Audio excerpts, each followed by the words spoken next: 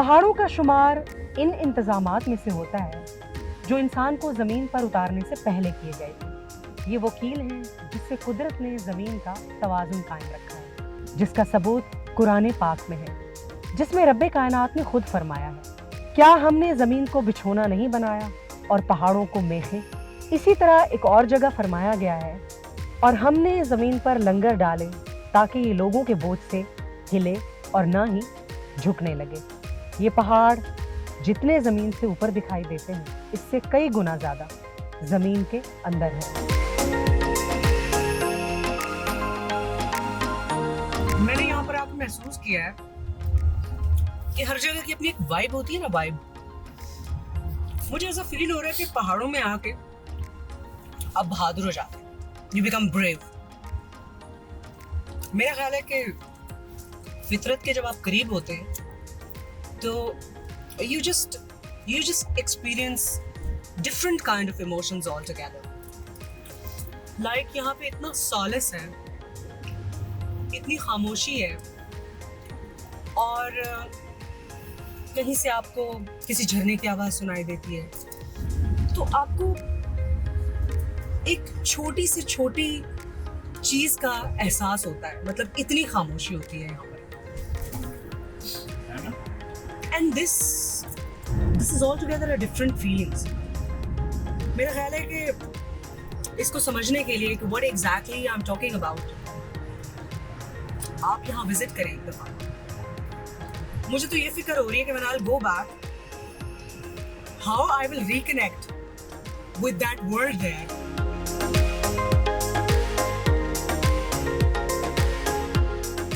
तेरह 1,300 किलोमीटर लंबी दुनिया की इस बुलंद तरीन शाहराह पर चलते हुए कई दरियाओं का सामना होता है। जैसा कि मुनीर न्याजी ने कहा है, एक और दरिया का सामना था मुनीर मुझको, मैं एक दरिया के पार उतरा तो मैंने देखा।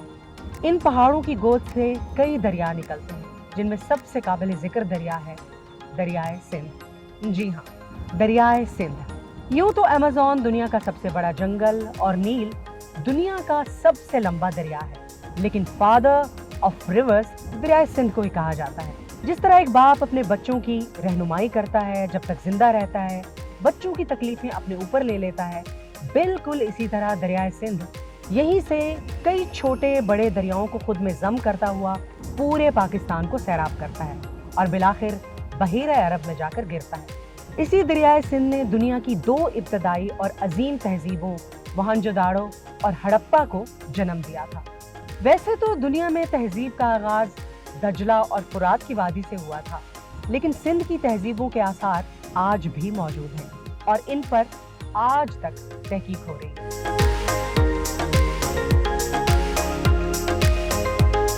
अगर पाकिस्तान का शुमाल एक जन्नत है ना, तो मैं जन्नत के रास्ते में हूँ। और दरियाए सिंध की मुसलसल कानों में पड़ती हुई आवाज बिल्कुल ऐसे लग रही है जैसे कोई शेर दहाड़ रहा हो। The river Indus, the roaring lion.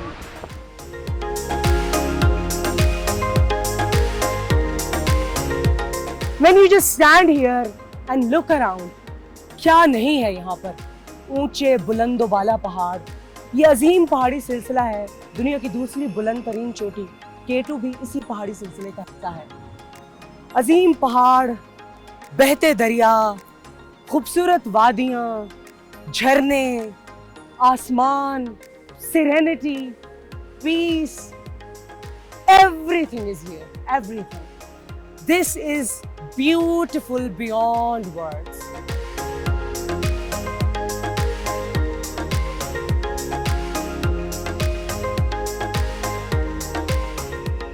Hey guys, इस वक्त मैं डिस्ट्रिक्ट दियामीर के शहर चिल्लास में हूँ और ये जो डिस्ट्रिक्ट है Diamer, it's very very very huge, जिसमें कई पहाड़ी सिलसिले हैं, दरिया हैं, आबशारें हैं, खूबसूरत मौसम है एंड बहुत कुछ। अगर डिस्ट्रिक्ट दियामीर की बात करें कि कितना ह्यूज है, तो इसके मशरक में है इस्तौर, मगरिब में वाक़े है कोहिस्तान, इसके शुमाल में है ज़िला मानसहरा, नीलम वैली, और इसके जनूब में वाक़े है KPK, और इसके शुमाल में GB के कई और अजला वाक़े हैं। डिस्ट्रिक्ट दियामीर के सारे इलाके कराकरम हाईवे के इर्द गिर्द फैले हुए हैं और ये रास्ते जो आप देख रहे हैं, ये लग तो बहुत खूबसूरत रहे हैं, लेकिन मुश्किल भी बड़े हैं। बिल्कुल डार्लिंग्स एंड स्वीट हार्ट्स की तरह। तो आइए एक्सप्लोर करते हैं चिल्लास और आपको बताती हूँ मैं चिल्लास की हिस्ट्री। कम चिल्लास वैसे इंतजामी तौर पर तो गिलगित बल्तिस्तान का हिस्सा है, लेकिन अगर तारीखी एतबार से देखा जाए तो ये कश्मीर का हिस्सा है।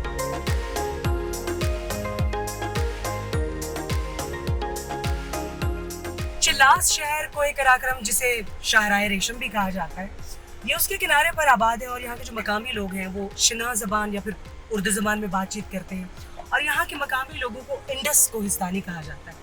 इंडस कोहिस्तानी कबाइल जो हैं, अगर उनकी तारीख, तहजीब और सकाफत की बात की जाए तो इनका कल्चर बहुत ज़्यादा रिच है और बहुत ही पुराना भी है।